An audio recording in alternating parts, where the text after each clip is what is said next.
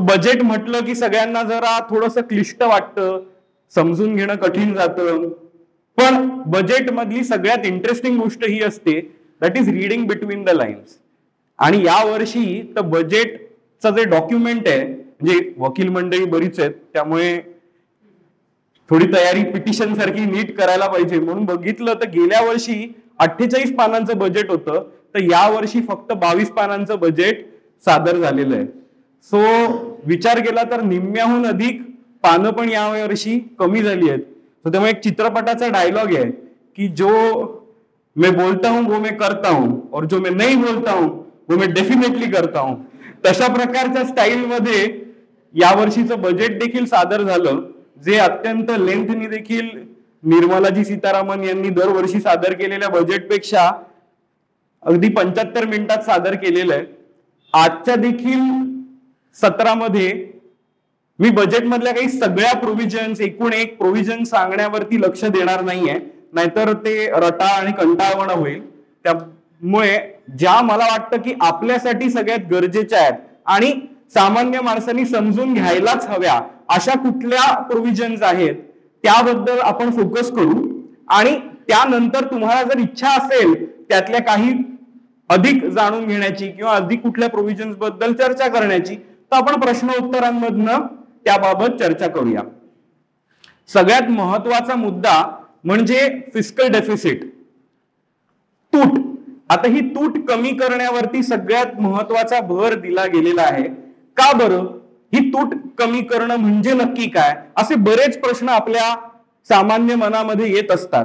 कारण का आपल्याला कळत नाही की 4.9चं अचीव करायचं लक्ष होतं पण 4.8 अचीव झालंय आणि टार्गेट ठेवलंय 4.4चं 25-26 या वर्षात. आता इतकं म्हटल्यावरती आर्थिक विश्वातली मंडळी जी आहेत ती लगेच माना डोलवतात, वा वा वा किती छान छान छान. पण सामान्य माणसाला त्या तुटीमधलं काही कळतच नाही. तर मुळात मुख्य मुद्दा असा की समजा आपला एखादा मित्र असतो जो नवीन गाडी घेतो, मग नवीन घर घेतो, मग छान छान कपडे घालतो आणि कुठे कुठे फॉरेनला गेला त्याचे फोटो सगळीकडे टाकतो, त्यामुळे आपण खुश होतो. मग सगळेजण विचारायला लागतात की बाबा तू करतोस तरी काय? मग तो सांगतो मी एक MLM ची स्कीम चालवतो आणि तुम्ही पण माझ्या बरोबर इकडे पैसे लावा, आपण सगळेजण श्रीमंत होऊया. सो अशा प्रकारे अनेक जण त्या MLM स्कीम मध्ये येतात आणि नंतर कळतं की ह्यांनी जे सगळं केलं होतं ते कर्जाच्या जीवावर केलेलं. आता काय कर्ज फेडता येणं ह्याला शक्य नाहीये, त्यामुळे गाडी उचलली गेली, मोठं घर होतं ते जप्त झालं आणि हा माणूस कर्जबाजारी झाला. आता यामध्ये होतं काय, ज्याला एखादा माणूस कर्जबाजारी होतो त्यावेळेला इन्सॉल्व्हन्सी प्रमाणे जे काही त्याच्या मालकीचं आहे ते कर्जदार व्यक्ती घेऊ शकतो. पण ज्या वेळेला भांडवली गुंतवणूक किंवा गुंतवणूक म्हणून जे पैसे दिलेले असतात तर गुंतवणूकदारांना काही पैसे मिळत नाहीत. कारण का तर आपण गुंतवणूक करताना रिस्क देखील त्या बदली घेतलेली असते. तर लक्षात घ्या, अशा प्रकारे चंपोफाईगिरी करणारे देश आणि अर्थव्यवस्था देखील असतात. सो आपण जागतिक गुंतवणूकदार कम्युनिटीला एक मेसेज देतो की आमच्या टोटल उत्पन्नाच्या क्षमतेच्या आम्ही किती कर्ज घेतोय, तर आमच्या टोटल इन्कम जे आहे आमच्या पूर्ण GDPचं, तुमचं माझं सगळ्या सेवा आपण जे देतोय त्यापेक्षा 4.8% जास्त इतक्याच लेवलवरचं कर्ज भारताने घेतलेलं आहे, जे गेल्या वर्षी 4.9 होतं, जे आता आपण येत्या वर्षामध्ये 4.4 पर्यंत आणणार आहोत आणि त्याच्या पुढच्या वर्षीपर्यंत आपलं टार्गेट हे 4% आणण्याचं आहे. आता आपण प्रत्येक गोष्ट विकसित देशांबरोबर कम्पेअर करतो. मला सांगा अमेरिकेचं हेच टार्गेट किती असेल? 2%? 3%? लक्षात घ्या, या वर्षीचं अमेरिकेचं टार्गेट 6.5% आहे आणि आपलं 4.4% आहे. म्हणजे लक्षात घ्या, आपली अर्थव्यवस्थेची जी हेल्थ आहे, कर्ज क्षमता उत्पन्नाच्या तुलनेमध्ये ही क्षमता अत्यंत हेल्दी होतीये. सो हा एक डायरेक्ट मेसेज असतो जागतिक गुंतवणूकदारांना की भारताकडे लक्ष द्या, तुम्ही इथे जर गुंतवणुका केल्यात तर तुमच्या गुंतवणुका बुडीत खाती निघण्याची शक्यता कमी आहे. आता हे जसं येतं त्याचबरोबर जीडीपीचे आकडे देखील जाहीर होतात आणि त्याचबरोबर अनेक आंतरराष्ट्रीय संस्था म्हणजे आंतरराष्ट्रीय नाणेनिधी, मॉनिटरी पॉलिसीज आणि यावरची अत्यंत महत्वाची संस्था, तिने दिलेले आकडे या जोडीनी अभ्यास करण्यासाठी म्हणून अतिशय उत्तम असे आहेत. तर लक्षात घ्या, या गेल्या 5 वर्षात 2020 ते 2025 या 5 वर्षामध्ये अमेरिका, चीन आणि भारत या तिन्ही अर्थव्यवस्थांचा आपण विचार केला तर या 5 वर्षामध्ये अमेरिकेने केलेली प्रगती ही 44% आहे. म्हणजे अमेरिकेची जी साईज होती, सगळे अमेरिकन्स मिळून जे पैसे कमवत होते त्याच्यापेक्षा आज जर 2025 साली बघितलं तर ते 44% अधिक आहे. हेच 5 वर्षाच्या आकड्यांचं कंपॅरिझन आपण चीन बरोबर केलं तर हेच आकडेवारी काय दिसतेय की चीननी या काळात 30% प्रगती केली आहे. आणि मग याच 5 वर्षाच्या काळात भारताने किती टक्के प्रगती केली आहे तर भारताने या काळामध्ये 60% वेगाने प्रगती केली आहे. सो आणि या सगळ्याच्यात जर आपण थोडंसं स्वतःमध्ये जरी डोकावून पाहिलं तरी याचं उत्तर आपल्याला आठवेल. 2020चा काळ आठवा, आपण नुकतेच कोविड मध्ये जात होतो, लॉकडाऊन वगैरे लागत होतं. आपापलं प्रत्येकाचं त्या वर्षीचं किंवा त्याच्या आदल्या वर्षीचं उत्पन्न काय होतं, रिटर्न फाईल केलं असेल तर रिटर्नचा आकडा देखील आपल्याला मिळेल. आणि या वर्षी आता आपण काही महिन्यातच 2024-25चा रिटर्न फाईल करू किंवा आपलं काय उत्पन्न आहे आपण जाणतोच. यामध्ये किती फरक पडलाय ह्याची जर आपण एक आत्मपरीक्षण केलं तर तुम्हाला बऱ्यापैकी या आकड्यांमधनं काय उलगडलं जातंय हे देखील कळेल. आता हे होत असताना आपण किती प्रमाणात कर्ज टू उत्पन्न ह्याचा रेशो काय आहे तर हा देखील अतिशय इंटरेस्टिंग आहे. तर लक्षात घ्या, अमेरिकेचं हेच कर्जाचं प्रमाण किती मोठ्या प्रमाणात असतं हे तर आपल्याला कल्पना आहे. पण याच काळामध्ये या 5 वर्षामध्ये आपलं 86% टोटल जीडीपीच्या आपल्याकडे कर्ज किती आहे हे 86% होतं. म्हणजे ही अत्यंत चिंतेचीच बाब होती की आपलं पूर्ण क्षमता जेवढी आहे उत्पन्नाची त्याच्या 86% आपल्याकडे 2020 साली कर्ज होतं. आता ही 86%वरनं 5 वर्षामध्ये 3% कमी होऊन ही 83% आलेली आहे. म्हणजे विचार केला तर काही फार मोठी आपण प्रगती केली आहे का, नाही. पण या गेल्या 5 वर्षामध्ये आपली कंपॅरिझन जर आपले शेजारी चीनी बांधवांशी केली तर चीनचं 2020 साली त्यांच्या जीडीपीच्या तुलनेमध्ये 70% कर्ज होतं, जे 2025 साली 93% झालेलं आहे. आता या पर्स्पेक्टिव्ह मध्ये विचार केला तर आपल्याला आणखीन एक इंटरेस्टिंग गोष्ट समोर येते की आता शेअर बाजारात प्रचंड खळबळ माजली आहे. अनेकांचे पोर्टफोलिओ मायनस मध्ये दिसत असतील. सगळेजण म्हणत असतील की अरे माझे एवढे पैसे वाढले पण माझ्या हातात नाही आले, लगेच ते खालती गेले. याबद्दल आपण चिंतित होतो. त्या मागची कारणं काय होती तर त्या मागे खूप महत्वाची गोष्ट एक घडली ज्याबद्दल फार चर्चा घडत नाही की भारताच्या जीडीपीचा जो विकासाचा दर आहे तो थोडासा घसरला. तो एक 2-3 पॉइंटनी खालती आला. पण या 2-3 पॉइंटनी खालती येऊन सुद्धा लक्षात घेतलं आपण जागतिक दृष्ट्या तर आपण अजूनही वर्गात पहिलेच येणार आहोत. म्हणजे 92% मार्क मिळवून पहिला येणारा विद्यार्थी 88% मिळाले, चिंतेचीच गोष्ट आहे, लक्ष दिलंच पाहिजे. पण 88% मिळून देखील तो वर्गात पहिलाच आहे. आणि ही गुंतवणूक विश्वामध्ये ज्याला आपण बघतो त्यावेळेला ही काही 35% मिळवा आणि पास व्हा ही परीक्षा नाही, ही स्पर्धा परीक्षा आहे. आणि स्पर्धा परीक्षेमध्ये जो पहिला येतो तो महत्वाचा.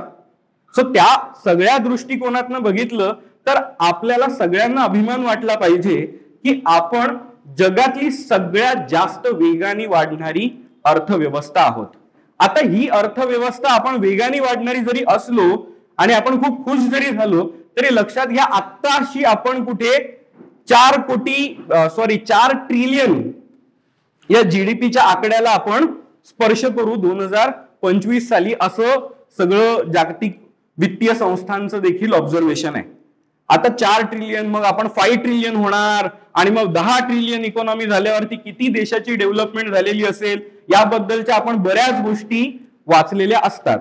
आता गंमत अशी आहे की ह्याला देखील आपण ज्याला कम्पेअर करून पाहू त्यावेळेला त्या 4 ट्रिलियन म्हणजे आपण या क्षणाला कुठे आहोत हे लक्षात येईल.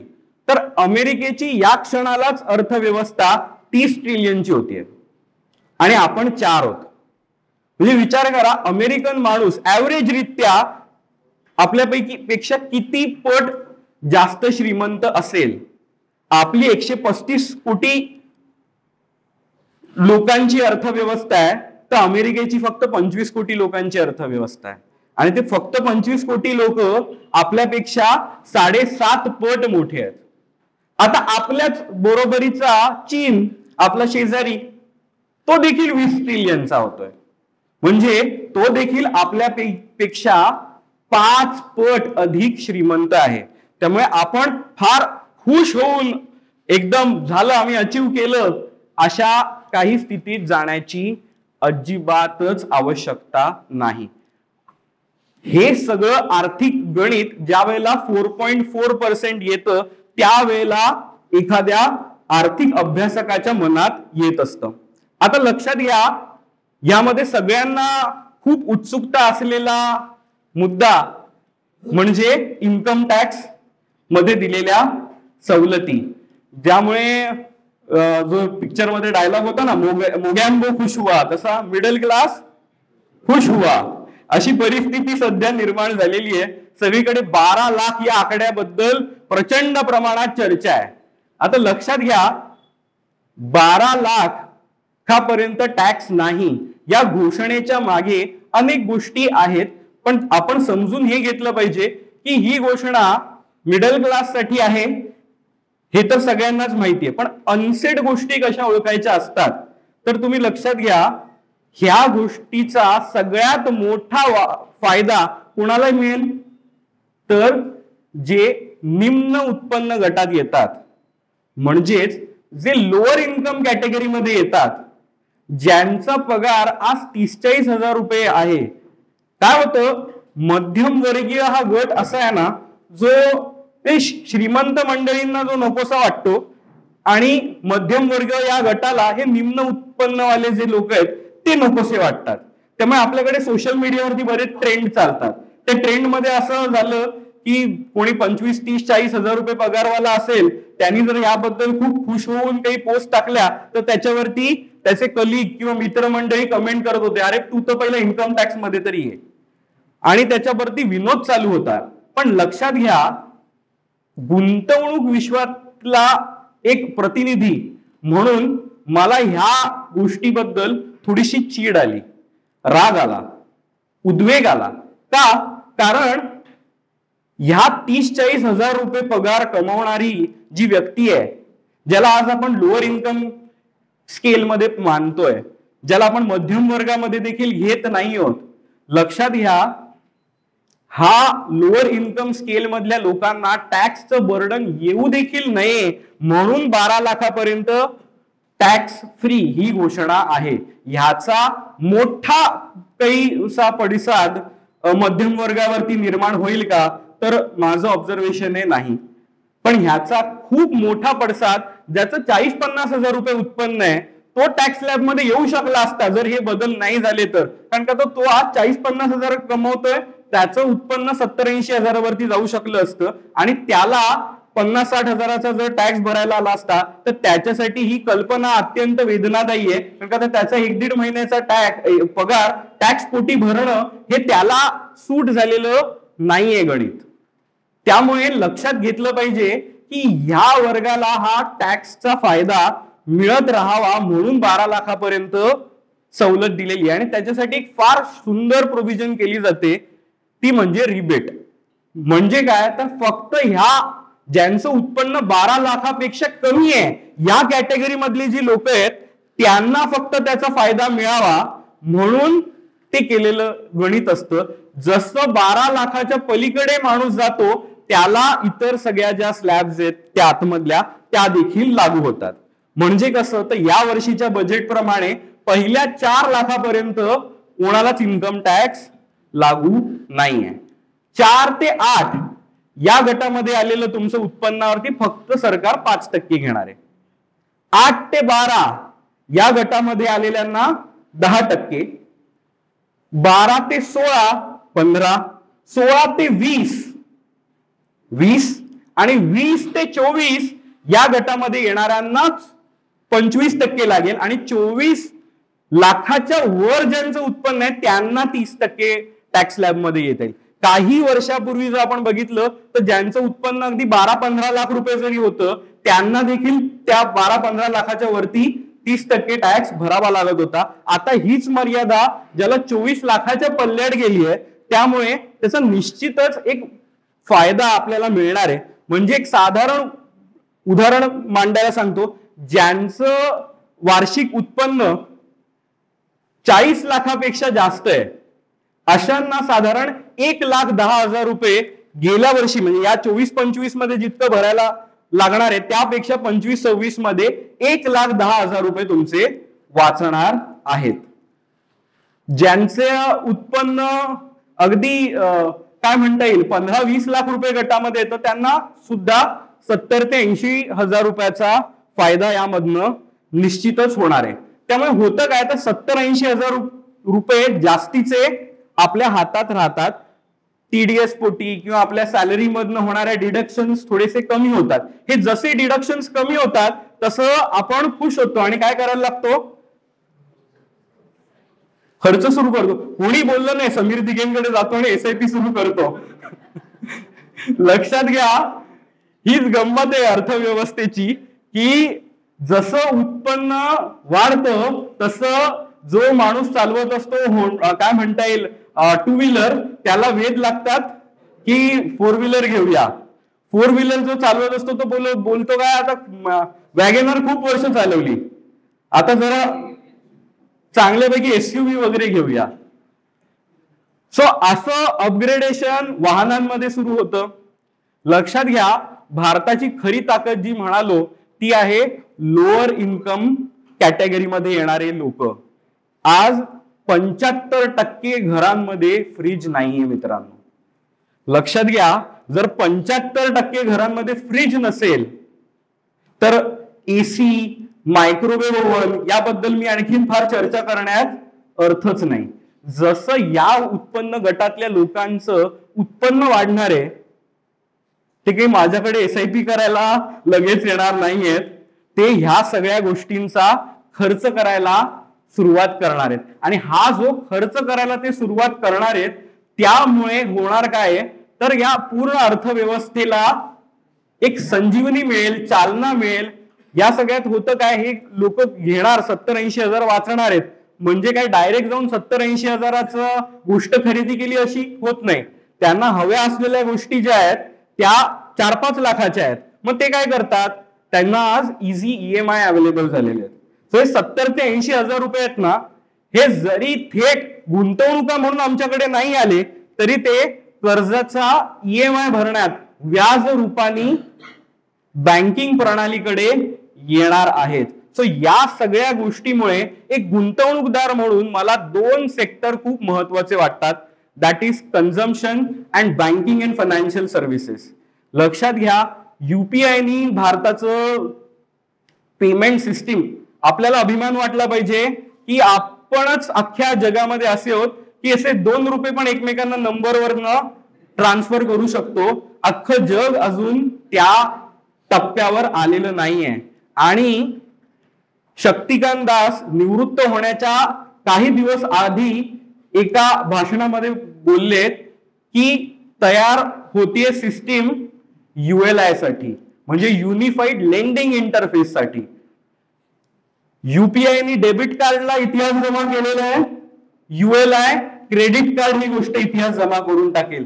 माझ्या बँक अकाउंट मध्ये पैसे आहेत नाही माहिती, माझं इन्कम पोटेन्शियल असेल तर मी असं झटक्यात युपीआय वरनं ट्रान्झॅक्शन करून मोठा फ्रीज, एसी या सगळ्या गोष्टींचं शॉपिंग येत्या काळात करू शकेन. या सगळ्यामुळे अर्थव्यवस्थेला किती मोठा बूस्टर मिळू शकतो याचा तुम्ही फक्त अंदाज घ्या. कारण जनधन बँक अकाउंट आणि या सगळ्या ह्याच्यानी गेल्या 10-12 वर्षात 70% लोक बँकिंग व्यवस्थेत आलेत. ते इन्फंट्स आहेत, नुकतं तानं बाळ आहे. त्यांना अख्खं होम लोन, कार लोन, अख्खं सगळी बँकिंग सिस्टीम समजून घेणं बाकी आहे. आणि हे होत असतानाच तिसरा आणि अत्यंत महत्वाचा मुद्दा म्हणजे इन्शुरन्स मध्ये 100% एफडीआय ला अनुमती दिलेली आहे. आता 100% अनुमतीचा अर्थ असा होतो की ज्या जगातल्या टॉप 5 इन्शुरन्स कंपन्या मानल्या जातात त्या अजून भारतात आल्याच नाही आहेत. तरी आपल्या घराघरामध्ये आपण इन्शुरन्स मतलब LIC असं म्हणत असतो. तर तुम्ही विचार करा, या जगातल्या 5 मोठ्या इन्शुरन्स कंपन्या येत्या 2 ते 3 वर्षात तरी भारतामध्ये नक्की येणार. आणि ते जर झालं तर तुम्हाला जो येणारा कॉल असतो ना, जे स्पॅम कॉल येतात किंवा अमकू योजना, तुम्ही क्रेडिट कार्ड घेणार का, तमकी योजना, तयार राहा. तुम्हाला दर दुसरा ते तिसरा कॉल इन्शुरन्स रिलेटेड यायला लागेल. इतक्या अकरा विकरा बलाढ्य संस्था आहेत या. आणि भारताची इन्शुरन्सची गरज खूप मोठी आहे.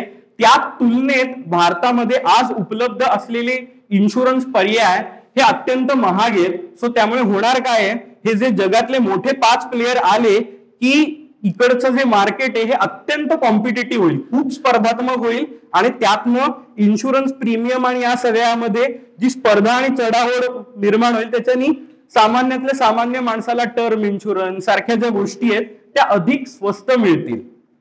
आता आपण इन्शुरन्स मध्ये गुंतवणूक आपण घुसडून टाकतो आणि त्यालाच गुंतवणूक वगैरे म्हणतो. तर हा तर सगळा कालबाह्य मार्ग आहे आणि हे करायला जाऊ नये याबद्दल मी अनेक व्हिडिओज वगैरे केलेत, त्यामध्ये मी शिरत नाही. पण ही प्रोव्हिजनमुळे होणार काय तर अनेक बाबतीमध्ये इन्शुरन्स सेक्टर अजून भारतात डेव्हलप झालेला नाहीये.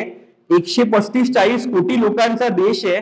खूप मोठ्या प्रमाणात इन्शुरन्स सेक्टर डेव्हलप व्हायला सुरुवात होईल. सो ही तिसरी आणि सगळ्यात महत्वाची घोषणा आहे. आणि या सगळ्याचा पण impact banking and financial services सेक्टरवरती खूप मोठ्या प्रमाणात येतो. आता हेच होत असताना बँका आणि सरकारी बँकांचं रिकॅपिटलायझेशन बाबत सुतोवाच करण्यात आलेले आहेत.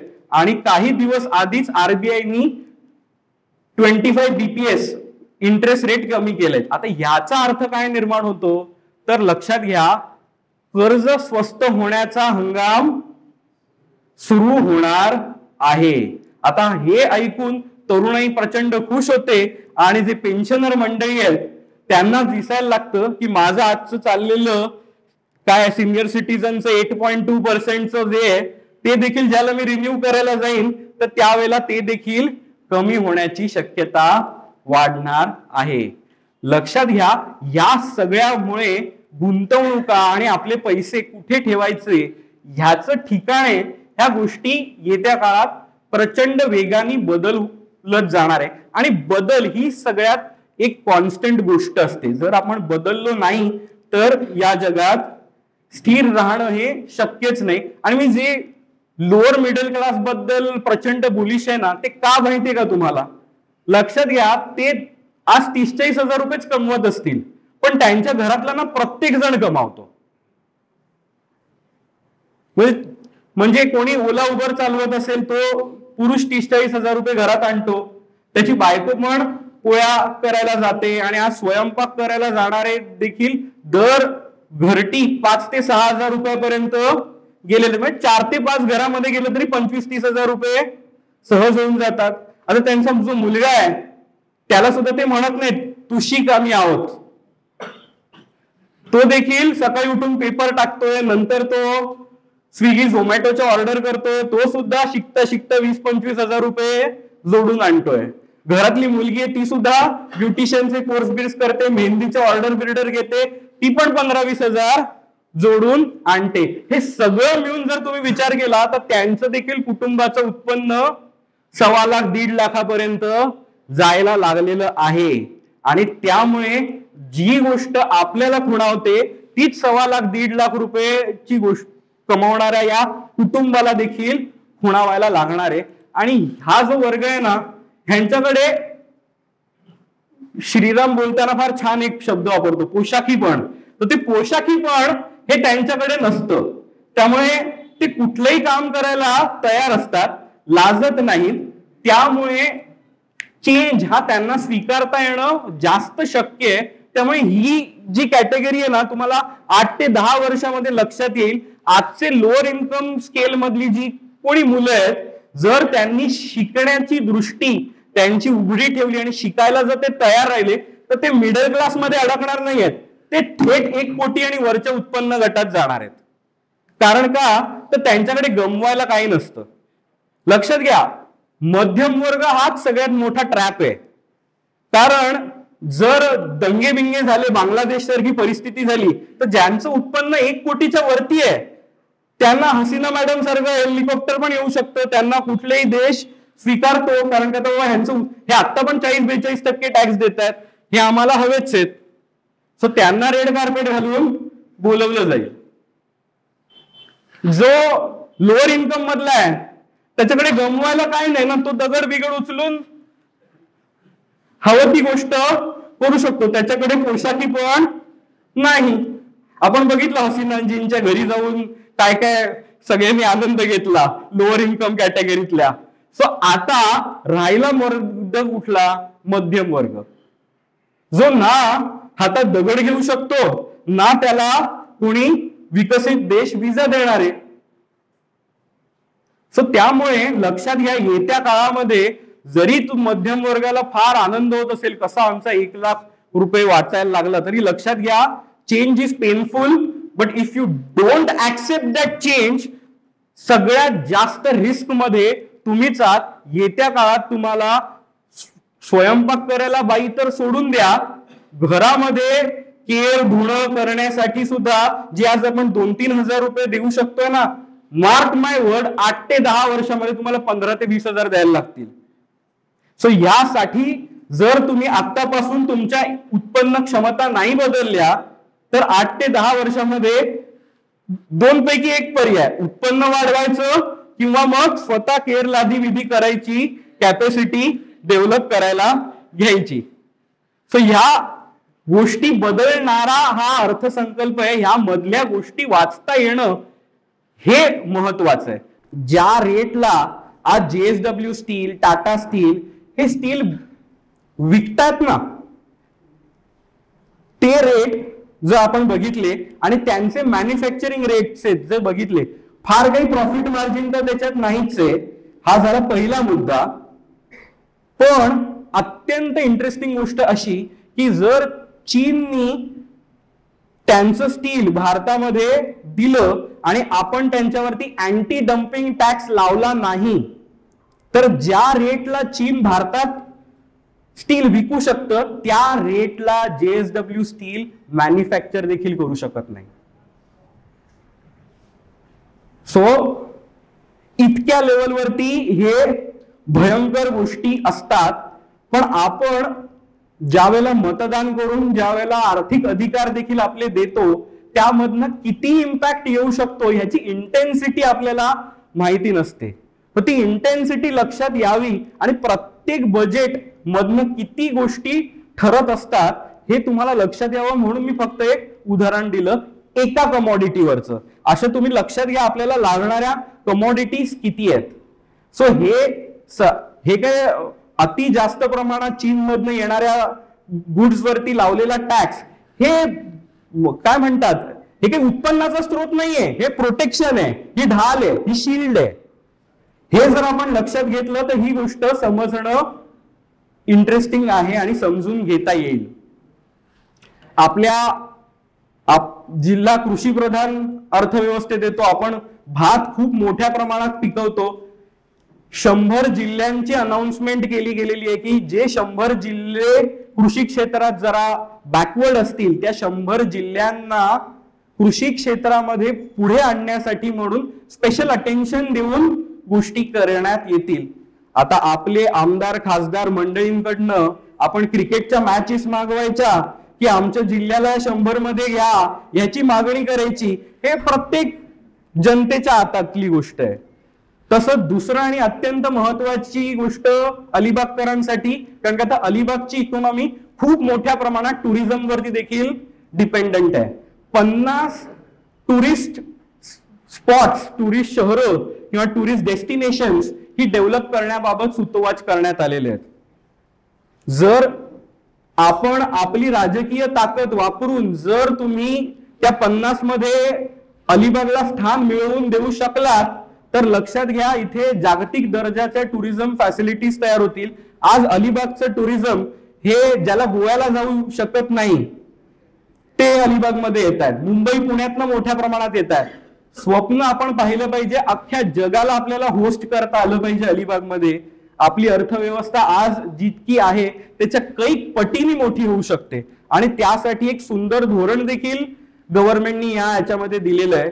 ते आपण समजून घेतलं पाहिजे. ते म्हणजे जे होमस्टेज चालवतात त्या होमस्टेज चालवणाऱ्या लोकांना मुद्रा लोन अंतर्गत लोन घेता येण्याची अनुमती देण्यात आलेली आहे. म्हणजे ज्यांना कोणाला 15-20 लाख रुपयापर्यंत कर्ज घेऊन छान क्वालिटीच्या रूम्स वगैरे होमस्टे मध्ये उभारायच्या असतील तर ही तुमच्यासाठी किती मोठी ऑपॉर्च्युनिटी आहे. मुद्रा लोन म्हणजे गॅरंटी, त्याचा कायसाठी काही तारण बिरण ठेवावं लागत नाही. सो त्यामुळे ह्याबद्दल तुम्ही चौकशी करायला बँकांमध्ये वगैरे गेलात तर तुम्हाला फार एंटरटेन करणार नाहीत, कारण त्यांची विक्रीची प्रोडक्ट मागे पडतात. मग कुठे जायचं तर जिल्हा उद्योग केंद्रामध्ये जायचं आणि जिल्हा उद्योग केंद्रामधल्या जे अधिकारी मंडळी आहेत त्यांना टार्गेट्स देऊन ठेवली आहेत की जास्तीत जास्त प्रमाणात ही लोन्स आणि याचा वापर झाला पाहिजे.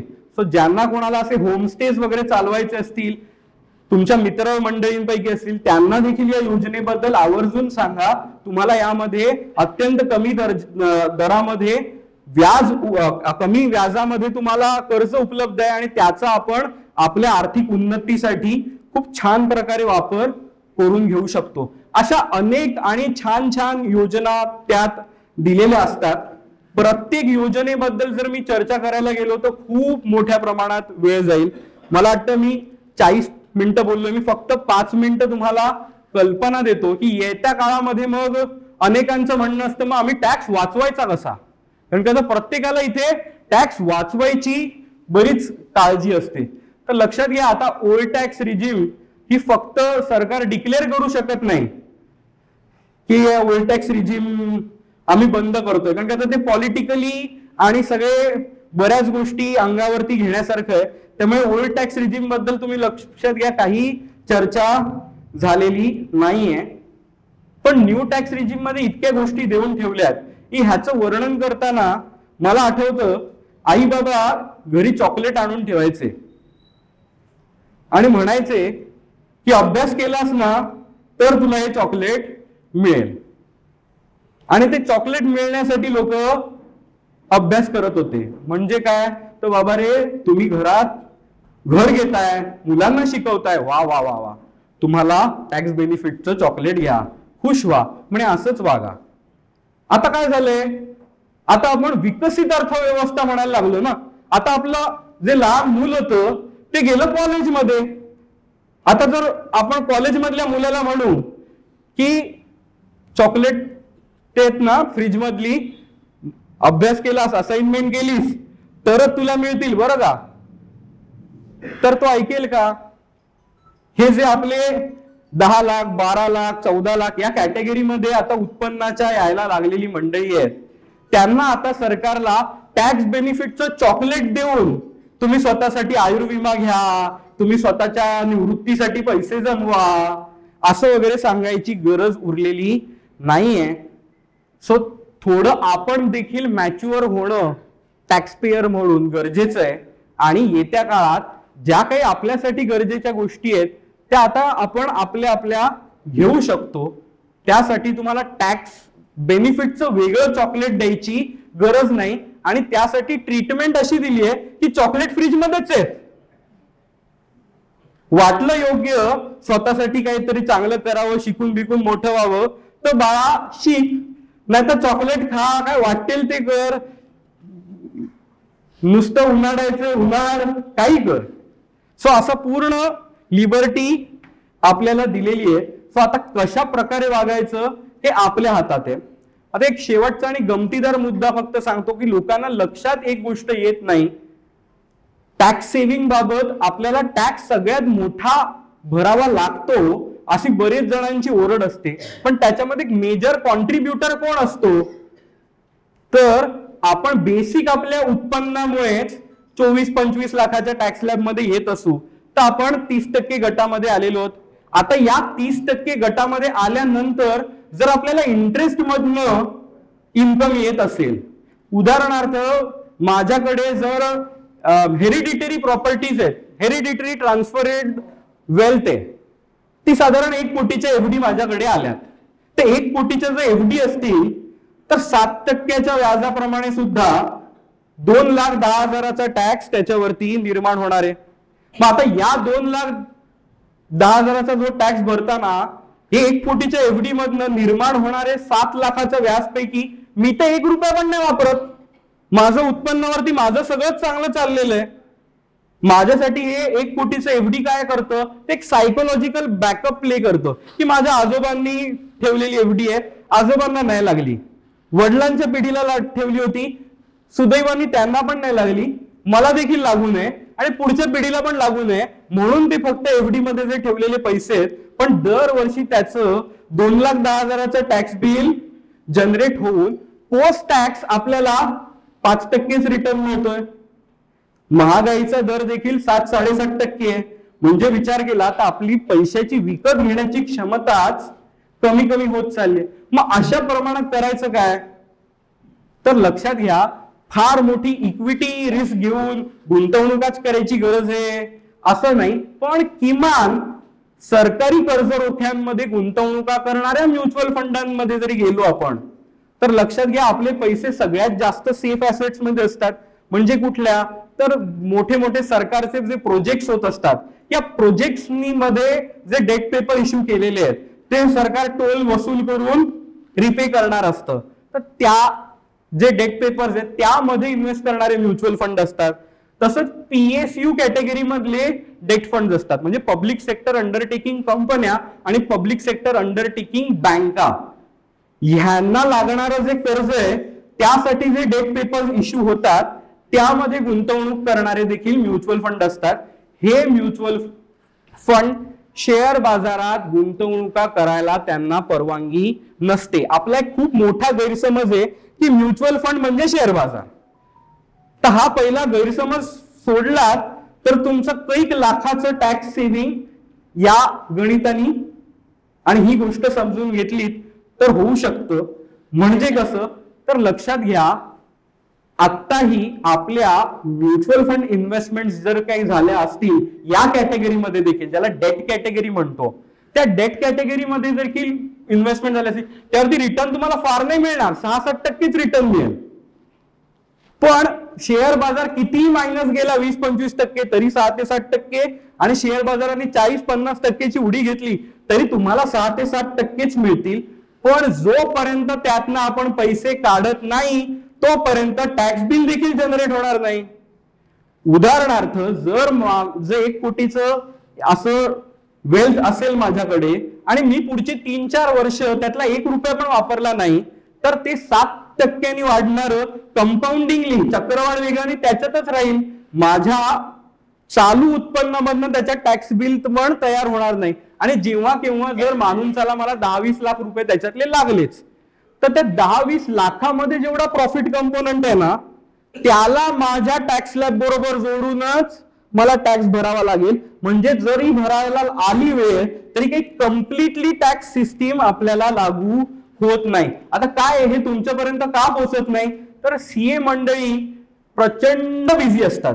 त्यांच्याकडे आपण जातो कधी, शेवटच्या दिवस, 1 दिवस आधी, आणि सगळीच जनता जर तिथे आली असतील तर ते तुम्हाला हे असं तुम्ही टॅक्स सेव्हिंग करू शकता वगैरे, आणि हे टॅक्स सेव्हिंगचं गणित त्यांना मांडून तुम्ही जर 4,000 फी देत असाल तर 1,000 जरी जास्त काढून देणार आहात का, नसाल देणार. तर ते तुमचं 2 आणि 3 लाखाचा टॅक्स वाचता कसा येईल याबद्दल तुम्हाला सीए सांगणार नाही, तुम्हाला गुंतवणूक सल्लागारच सांगू शकतो. कारण का तर गुंतवणूक सल्लागाराला तुमची वेल्थ किती मोठी होते त्या प्रमाणात त्याला देखील त्याचा फायदा होत असतो. त्यामुळे तुमच्या श्रीमंतीमध्ये इंटरेस्टेड जी व्यक्ती आहे असे आर्थिक सल्लागारांचा जर याबाबत सल्ला घेतलात तर तुमचा फायदा नक्की होऊ शकतो. आणि दुसरी आणि सगळ्यात महत्वाची गोष्ट म्हणजे आता हा फायदा म्हटला की आपल्याला ना 6-7% मध्ये आपलं समाधान नाही होत, मग आपण अजून 9%, 10% कशात मिळतील आणि फिक्स मिळतील याकडे आपला कल जातो. तर लक्षात घ्या 9 आणि 10%च्या ह्याला जाऊन credit risk fund, short duration funds अशा प्रायव्हेट डेट मध्ये जर गेलो तर लक्षात घ्या भारतामध्ये वोडाफोन सारखी जागतिक मोठी कंपनी सुद्धा डिफॉल्ट करू शकते आणि पैसे अडकून पडू शकतात. त्यामुळे डेट कॅटेगरी आहे ना ही इक्विटीपेक्षा जास्त रिस्की आहे, कारण का इथे पैसे ना 10-20% खालती वरती नाही होतो, डायरेक्ट शून्य होऊ शकतात. पतपेढ्या बुडाल्या तर 10-20% खालती वरती नाही होत, डायरेक्ट शून्य होऊ शकतात. सो त्यामुळे इकडे 1-2% जास्त मिळवायला जाऊ नका. चांगल्या प्रकारे तुम्हाला जर गुंतवणुका करायच्या असतील तर मी दरवर्षी माझ्या बजेटमध्ये काही सेक्टर्स बद्दल सांगतो. तसं गेल्या वर्षी मी सांगितलेलं इन्फ्रास्ट्रक्चर, या वर्षी देखील इन्फ्रास्ट्रक्चरसाठी प्रोव्हिजन 50,000 कोटींनी कमी जरी केलेली असली तरी ती 11.5 लाख कोटीवरनं 10,50,000 वरती आलेली आहे. पण एक अत्यंत महत्वाची गोष्ट म्हणजे स्टेट्सना म्हणजे राज्यांना 5.5 लाख कोटींचं बजेट दिलेलं आहे इंटरेस्ट फ्री लोन साठी, इन्फ्रास्ट्रक्चरल डेव्हलपमेंट करण्यासाठी. सो त्यामुळे टोटल हे जर जोडलं तर 16 ते 17 कोटी रुपयांची प्रोव्हिजन ही इन्फ्रास्ट्रक्चरल गोष्टींमध्ये देण्यात आलेली आहे. तसंच एनर्जीमध्ये इतक्या मोठ्या प्रमाणात संधी आपल्याकडे उपलब्ध आहेत. कन्झम्पशन सेक्टर बद्दल मी म्हणालो, तसंच बँकिंग अँड फायनान्शियल सर्व्हिसेस हा सेक्टर येत्या काळात प्रचंड मोठा होईल. कारण त्याचं लक्षात घ्या बँकांना आपण रिप्लेस नाही करू शकत, की आता आर्थिक व्यवस्थेत बँकांची गरजच संपली असं होणं शक्य नाही. त्यामुळे या सेक्टर्स मध्ये आपल्या दीर्घ मुदतीच्या गुंतवणुका, जी गुंतवणूक मला 5-7 वर्ष लागणारच नाहीये, जग इकडचं तिकडे हो, या 3-4 सेक्टर मध्ये 7-8-10 वर्षासाठी जर गुंतवणुका आपण केल्या तर आपल्याला खूप छान त्याच्यामधनं रिटर्न मिळू शकतो. पण 1-2 वर्षात माझ्या मुलीचं लग्न आहे तर हे फंड्स नाहीत. अशा प्रकारची जी गोष्ट आहे त्यासाठी PSU डेट किंवा गिल्ट या कॅटेगरी मधले जे फंड्स असतात याचा समावेश केला तर लक्षात घ्या आपलं लाखो रुपयाचा टॅक्स देखील वाचून जाईल, जो इन्कम टॅक्स मध्ये जनरेट होतोय, आणि आपली वेल्थ क्रिएशनचं, आपली संपत्ती निर्माण करण्याचा जो जर्नी आहे तो देखील अत्यंत प्रभावीपणे होऊ शकतो.